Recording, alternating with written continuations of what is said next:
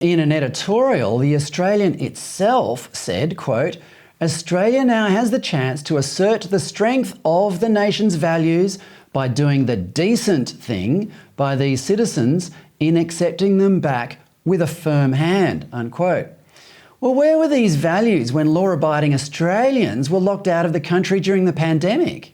Well, they've already said they're not really going to follow them or watch them particularly closely. So they're not going to have a firm hand. What they're going to do is put these people in the community next to peaceful citizens and hope for the best, really, is what they're saying.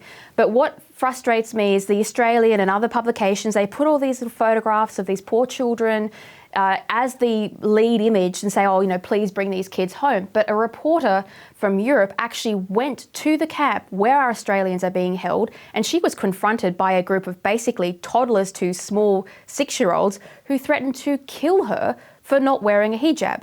Now, these children are already indoctrinated into this ideology. Now, if the parents are saying we want to come home and live peacefully with Western values, why are their children spouting such hateful, violent rhetoric already? They got it from somewhere, and they've been in the camp all their lives, so they must have got it from the parents who now want to come home. And the last thing that I will add there is the only reason that these people want to come home is because they lost the war. Not because they're sorry, not because they've had a change of heart, but because they don't have all the trappings of a terrorist civilization. And so they want to try and come back to Australian welfare. And Australia says, no, if you leave the country to fight for foreign power, you are not our problem anymore.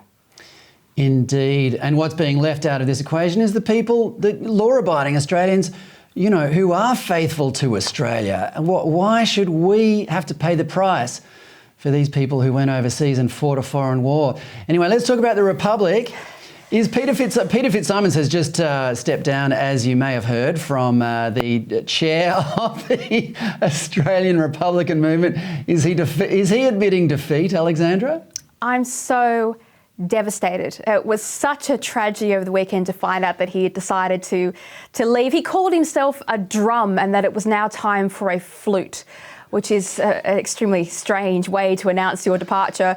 He wants there to be more diverse and young forces, but what I think he's saying is he saw the outpouring of love and affection for the Crown and just went, tapped out, I'm gone. What are you going to do?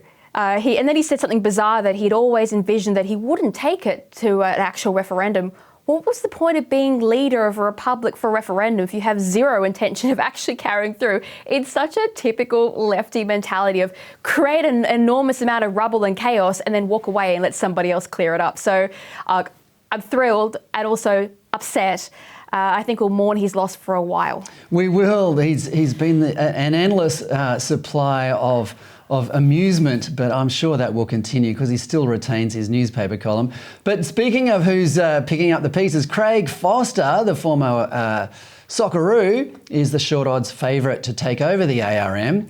He's on record saying he doesn't like Australia very much, at least the way it is at the moment. He recently said that racism, our racism I should say, is a, quote, festering sore on the national psyche that manifests in dehumanisation and mistreatment of innocent people and ongoing Indigenous disadvantage. Alexandra, will someone who believes that have much luck uniting Australians to change their constitution? Well, they're already fighting as a movement about whether or not they support the Voice or don't support the Voice because they want Conservatives to vote for the Republic. But the one thing that I will point out really clearly to Conservatives who maybe don't like the Crown is that for a president, you are going to have a political figure. They won't be a Conservative political figure. You won't have President Tony Abbott. You're going to have President Kevin Rudd or President Malcolm Turnbull or one of these activists from the Australian of the Year Awards, and they will be there to make politically biased decisions. And so they provide absolutely no protection against a Prime Minister who's out of control. And the entire role of the President, in this case, who is replacing the Governor-General, is to protect the people.